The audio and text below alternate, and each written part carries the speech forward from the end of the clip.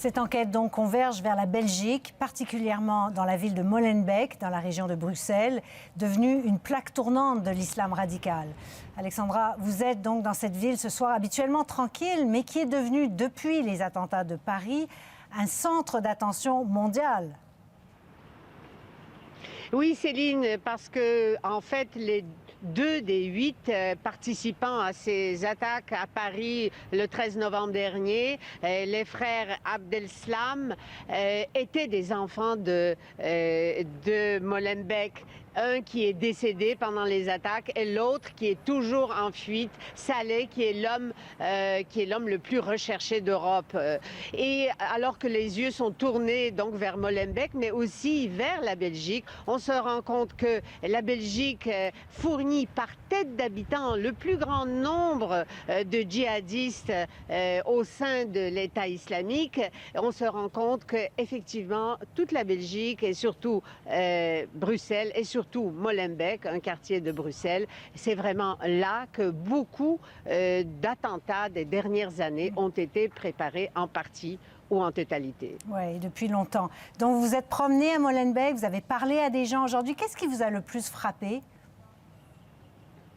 Mais ce qui frappe à Molenbeek, c'est qu'en fait, c'est pas du tout ce qu'on pouvait s'imaginer avant d'y arriver. C'est pas du tout une banlieue de Paris ou de Lyon ou de Marseille. Vous savez, ces banlieues avec les barres d'immeubles énormes et des jeunes désœuvrés qui traînent dans les rues. Bon, il y a beaucoup de chômage à Molenbeek, c'est sûr, mais c'est une ville plutôt proprette. C'est une ville où il y a beaucoup de femmes voilées, il y a beaucoup de musulmans, surtout des marocains, mais c'est une ville assez tranquille. Et on est vraiment étonné de penser que dans cette ville, beaucoup d'attentats ont pu être préparés au cours des 15 dernières années. Ça surprend vraiment.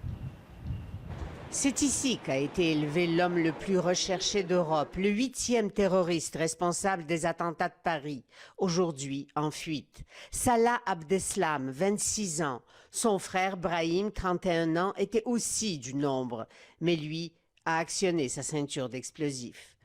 Tous les deux ont vécu ici à côté de cette place sur laquelle les caméras sont maintenant braquées en permanence. On se retrouve à être, si vous voulez, le centre du monde terroriste ou djihadiste. On a l'impression qu'il y a des centres de formation pour djihadistes ici à Molenbeek, comme si la commune de Molenbeek allait être jumelée avec Raqqa ou que Aboubacar el-Baghdadi est citoyen d'honneur de Molenbeek. Il n'en est rien. Samir Ben El-Kaïd, père de 2 enfants d'origine marocaine, s'occupe de l'intégration des jeunes au marché du travail. Il n'apprécie pas l'image qu'on donne de sa ville.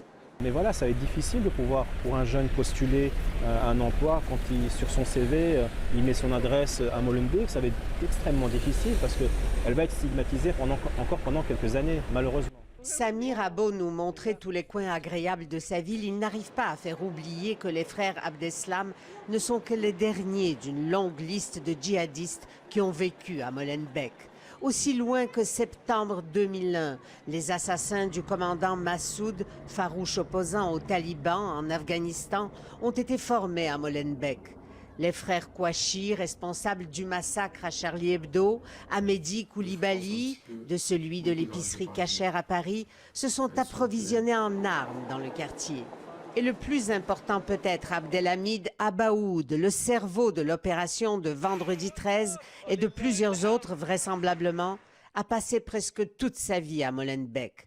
C'est probablement de la Syrie à distance qu'il dirige aujourd'hui les opérations européennes. C'est normal qu'un jeune qui n'a pas de travail, qui vit sous pression, qui ne sait pas louer d'appartement, qui n'a pas de vie sociale, c'est normal que c'est un terreau fertile pour tous ces gens qui embrigadent. C'est du pain béni pour ces gens-là. Bombardée de questions par les journalistes venus du monde entier, la mairesse de Molenbeek affirme qu'elle se bat depuis longtemps déjà pour qu'on consacre plus de moyens à la lutte contre la radicalisation. Le phénomène du radicalisme, il existe depuis longtemps à Molenbeek. Mais c'est vrai que les autorités politiques, policières n'ont pas suffisamment pris la mesure du danger. Et donc, on a cru que c'était un phénomène qui n'aurait pas d'impact sur la Belgique, sur l'Europe. Le réveil est brutal. Les habitants commencent à s'habituer à ces descentes de police, à la recherche d'armes ou d'hommes. Ici Alexandra Schatzka, Radio-Canada, à Molenbeek, en Belgique.